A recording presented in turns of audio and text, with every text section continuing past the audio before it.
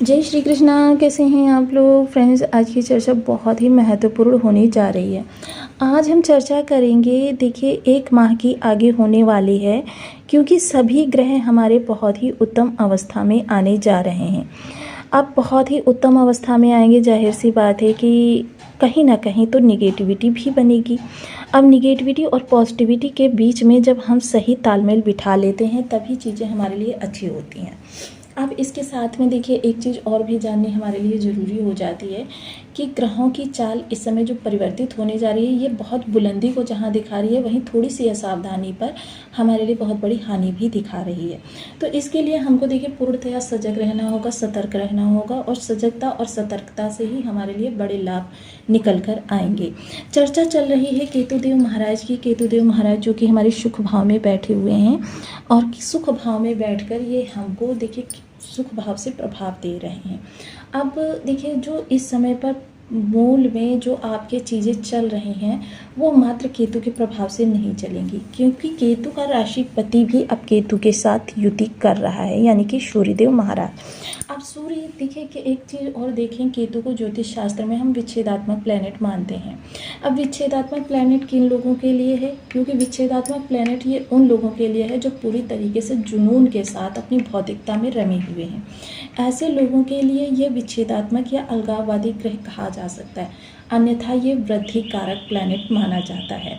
सूर्य किस चीज़ के कारक हैं? आत्मा के, आत्मशक्ति के, पिता के, आरोग्यता के, और साथ ही साथ शासन प्रशासन अधिकारी वर्ग, और आपकी प्रसिद्धि और आपका सफलता, एकाग्रचित्ता। अगर देखा जाए तो ये आपके जॉब के कारक भी होते हैं, जॉब चाहे आपकी प्राइवेट सेक्टर में हो या फिर गवर्नमेंटेड सेक्टर में। अब केतु सूर्य की युति है। देखिए केतु क्या है? आध्यात्मिक प्लैनेट है। मोस्टली देखिए एक चीज़ मैं यहाँ पर आपको बता दूँ, केतु सूर्य की युति अगर अच्छी तरीके से आपको प्रभाव दे रही है तो व्यक्ति कितना इस दौरान अचीव कर सकता है, इस 1 माह में व्यक्ति बताने की भी स्थिति में नहीं होगा कि इतना ज़्यादा वो अचीव कर सकता है। और अगर यही में से किसी ग्रह की विषमता अगर आपको प्राप्त हो रही है तो कितना आपने खोया है वो भी बहुत बड़े पैमाने पर होगा। तो इसके लिए देखिए आप जितना संभव हो सके वीडियो को देखिए, क्योंकि जहाँ हम चर्चा इस समय केतु और सूर्य की युति की करेंगे वहीं ये भी जानेंगे कि इसको हम अपने बर्थ चार्ट में किस तरीके से चैनलाइज करें, या जानें कि आपके लिए ये ग्रह निगेटिव प्रभाव दे रहा है या पॉजिटिव प्रभाव दे रहा है। केतु सूर्य की युति सुख भाव में, सबसे पहले तो देखिए एक चीज़, केतु सुख भाव में सूर्य के साथ में है, यानी कि अपने राशिपति के साथ में है। सूर्य क्या है? आश्लेषा नक्षत्र में गोचर कर रहे हैं अभी, और अभी इनका जो है नक्षत्र बदलेगा। जब नक्षत्र बदलेगा तो फिर चीज़ें भी बदलेंगी। देखिए केतु और सूर्य का जो ये प्रभाव है ये काफ़ी महत्वपूर्ण आपके लिए जॉब से रिलेटेड रहने वाला है, आपके परिवार से रिलेटेड रहने वाला है, आपकी परेशानियों से रिलेटेड रहेगा, और विदेश भाव से रिलेटेड रहेगा। काफ़ी महत्वपूर्ण इस समय पर इसके योग निर्मित होंगे। यदि आपके लग्न में 2 नंबर बना हुआ है तो ये राशिफल आपके लिए। यदि कुंडली में कहीं भी चंद्रमा के साथ 2 नंबर बना हुआ है तो ये राशिफल आपके लिए। कुंडली ना होने की स्थिति में आप इसे नाम राशि से भी देख सकते हैं। यदि अभी तक आपने अपने इस चैनल को सब्सक्राइब नहीं किया है तो प्लीज़ सब्सक्राइब कर लीजिए, वीडियो को लाइक कर दीजिए, चैनल को शेयर कर दीजिए। इससे होगा क्या कि हमारे आने वाले हर वीडियो की नोटिफिकेशन मिल सकेगी आपको सबसे पहले। एक प्यारा सा कमेंट करना बिल्कुल ना भूलें। कमेंट से हमें बहुत मोटिवेशन मिलता है, हौसला मिलता है, और ये पता चलता है कि आप और क्या जानना चाहते हैं। केतु सूर्य आपके सुख भाव में बैठे हुए हैं, तो जाहिर सी बात है कि सूर्य का जो विशेष प्रभाव है वो सुखों के लिए। मोस्टली सूर्य क्या है? तेजस्वी ग्रह हैं। सूर्य जो होते हैं किसी भी रिलेशन में आपके नरमी नहीं रखते हैं, क्योंकि सूर्य मोस्टली अहंकार को, ईगो को बढ़ाते हैं। अब यहाँ पर केतु के साथ जो इनकी युति बन रही है, केतु विच्छेदात्मक प्लैनेट हैं, भौतिकतावादी से अलगाववादी प्लैनेट हैं। तो अब केतु सूर्य की जब युति बनेगी तो यहाँ पर देखिए एक दोष भी उत्पन्न होगा, पितृदोष या ग्रहण योग। ये जो दोष उत्पन्न होते हैं ये कहीं ना कहीं हमारे लिए चीज़ों में कमी के लिए ही बनते हैं, लेकिन इस पर हम किस तरीके से विजय प्राप्त कर सकते हैं। तो मोस्टली देखिए इस समय आपको अपने परिवार की सुख सुविधाओं से थोड़ा सा वंचित कर सकते हैं। एक चीज़ मैं यहाँ पर आपको बता दूँ, वो आपको कोई भी नहीं बताएगा, क्योंकि केतु तो मोस्टली शुभ ही होते हैं। लेकिन जो चीज़ मैं बताने जा रही हूँ, सबसे पहले आप अपने बर्थ चार्ट को खोलिए। बर्थ चार्ट में देखिए, क्योंकि इस समय केतु का नक्षत्रपति जो है वो 5वें स्थान पर बैठा हुआ है, यानी कि शुक्रदेव महाराज। अब यहाँ पर केतु सूर्य की जो ये युति बन रही है, ये आपको कितना प्रभावित करेगी, किस तरीके से आप इससे निजात पाएंगे। ये केतु शुक्र और सूर्य की यदि आपके बर्थ चार्ट में युति बन रही है तो कहीं ना कहीं आपके लिए राहु खराब प्रभाव दे रहे हैं। और सूर्य शुक्र भी बहुत अच्छे प्रभाव नहीं देते हैं, कहीं ना कहीं ये भी निगेटिव ही कभी कभी आप पर एकदम से अचानक वार कर जाते हैं, क्योंकि केतु भी रहस्यमयी प्लैनेट है, राहु भी रहस्यमयी प्लैनेट है। तो ये बहुत ही ज़्यादा आपके लिए प्रभाव को उत्पन्न करने में माहिर है। अब राहु की मैंने चर्चा इसलिए की है, राहु को देखकर आप जान सकते हैं कि केतु आपके निगेटिव हैं या पॉजिटिव हैं। वैसे तो ये आसपास के एनवायरनमेंट के आधार पर आपको प्रभाव देते हैं। अब राहु देखिए, अगर निगेटिव है तो राहु की सप्तम दृष्टि रहेगी केतु पे, तो केतु भी कहीं ना कहीं आपके लिए अलगाव को उत्पन्न करेंगे।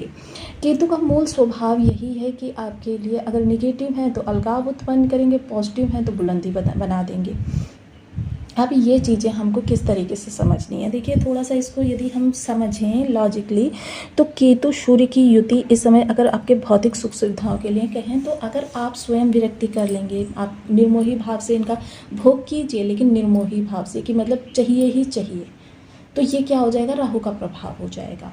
अब देखिए ज्योतिष शास्त्र का एक सूत्र और है कि जब भी हमको राहु से कुछ प्राप्त करना हो तो हमको केतु को छोड़ना होगा। क्या है केतु, क्या है छोड़ना है, समर्पण है, और राहु क्या है, पाना है, जुनून है।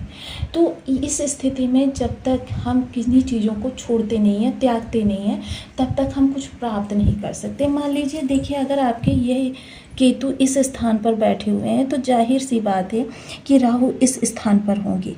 अब इसको आप लॉजिकली समझिए, जब तक आप प्यार को नहीं छोड़ेंगे तब तक आप प्रसिद्धि और धन नहीं प्राप्त कर पाएंगे। यहाँ पर प्यार आपको जुनून की हद तक बेकरार कर देता है, और यह प्यार जब बेकरार की स्थिति में आ जाता है तो आप कभी इस भाव पर ध्यान ही नहीं दे पाते हैं। तो हमेशा केतु की चीज़ों को हमें छोड़ना ही श्रेयस्कर होता है। अब मोस्टली आपका प्रश्न ये भी हो सकता है, यदि किसी की लग्न में ही बन रहा हो, तो लग्न में यदि बन रहा है तो कुछ ऐसी चीज़ें होंगी आपके अंदर जो कि काफ़ी ज़्यादा आपके स्वभाव को, आपके व्यवहार को, मान लीजिए नहीं कुछ है तो गुस्सा ही होगा, या किसी से इमोशनल टच होगा बहुत ज़्यादा, या किसी से ऐसी फीलिंग होगी जिसको आप नहीं छोड़ पा रहे हैं, नहीं दबा पा रहे हैं। तो इन चीज़ों को छोड़ दीजिए आप। फिर देखिए सप्तम स्थान का राहु आपको कैसे व्यापार में आगे बढ़ाता है, सोशल मीडिया पर आपको कैसा वायरल करता है। ये बहुत ही छोटे छोटे से सूत्र हैं कि जिनको अगर व्यक्ति समझ जाए तो उसके जीवन में बुलंदी कहीं नहीं गई, धन कहीं नहीं गया। तो बहुत ही चर्चा का विषय ये पड़ा है, लेकिन हम इस समय पर केतु के शुभ भाव में प्रभाव की चर्चा कर रहे हैं। अब देखिए यहाँ से जो हैं 3 भाव ये भी रहेंगे, 1, 2 और 3, ये 3 भाव रहेंगे। अब ये 3 भाव जो हैं काफ़ी महत्वपूर्ण भाव हैं, क्योंकि यदि इन तीनों भावों को हम सही तरीके से चैनलाइज करें या प्रभाव में लेकर आएँ तो इस समय पर हमको निर्मोही, देखिए अगर केतु की चीज़ों से हम स्वयं त्याग कर दें तो क्या होता है, केतु फिर हमको देने पर आ जाते हैं कि भाई लो, क्योंकि केतु नहीं वो राहु हमको देते हैं जब केतु की चीज़ों का त्याग करते हैं। अब इसके पीछे देखिए ज्योतिष का तथ्य क्या है कि जिस समय स्वर भानु ने अमृत का पान किया था, स्वर भानु जिसके पार्ट हैं ये राहु केतु, अमृत पान किया था, तुरंत उसको अपना सिर धड़ से अलग करना पड़ा था। कि जब स्वयं स्वर भानु ने किसी चीज़ को प्राप्त करने के लिए स्वयं को 2 हिस्सों में बंटवा दिया, तो फिर हम मनुष्य वर्ग किस खेत की मूली हैं। तो ये बेहद महत्वपूर्ण है, चीज़ें जो कि हम बहुत ही रेयर समझ पाते हैं, बहुत मुश्किल से समझ पाते हैं, और इन्हीं चीज़ों के आधार पर हमारे लिए प्रभाव उत्पन्न होते हैं कि जब हमको राहु से अगर कुछ प्राप्त करना है तो हमें केतु की चीज़ों को छोड़ना होगा। अब केतु का एक और स्वभाव है, यदि आप अपने आप किसी चीज़ का त्याग कर देते हैं तो राहु देने पर आ जाते हैं, लेकिन यदि कहीं इन्होंने आपकी यहाँ से दूरी बना दी, जो आपके सुख भाव में चीज़ें हैं, मान लीजिए आपके घर में एसी होगा, फ्रिज होगा, गाड़ी होगी, या दुनिया की जो चीज़ें होती हैं वो होंगी, अगर इनसे आप निर्मोही भाव से इनका भोग कर रहे हैं तो फिर ये आपको देने पर आ जाएंगे, आपकी चीज़ें बढ़ाने पर आ जाएंगे, वृद्धि प्रदान कर देंगे। लेकिन यदि इन्होंने दूरी बनाई तो फिर समझ लीजिए कि फिर ये आपसे लेने पर, क्योंकि जितना ये देने की पावर रखते हैं उतना ही चीज़ों को, क्योंकि ये बाहर से कहीं से कुछ नहीं करते, सिर्फ आपके माइंड से खेलते हैं।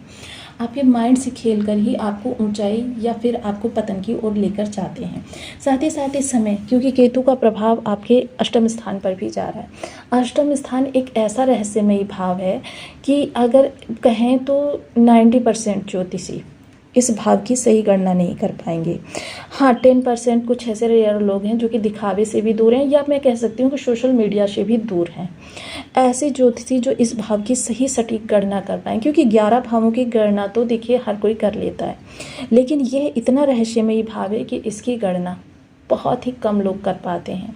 और ऐसे लोग दिखावे से, क्योंकि ये वही लोग होते हैं कि जिनकी आध्यात्मिक शक्ति बहुत स्ट्रांग होती है, ये इस भाव की सही गणना हर किसी के बस की बात नहीं होती है। तो लेकिन ये समस्या के साथ साथ समाधान का भी भाव है, और केतु को हम समाधान ही मानते हैं।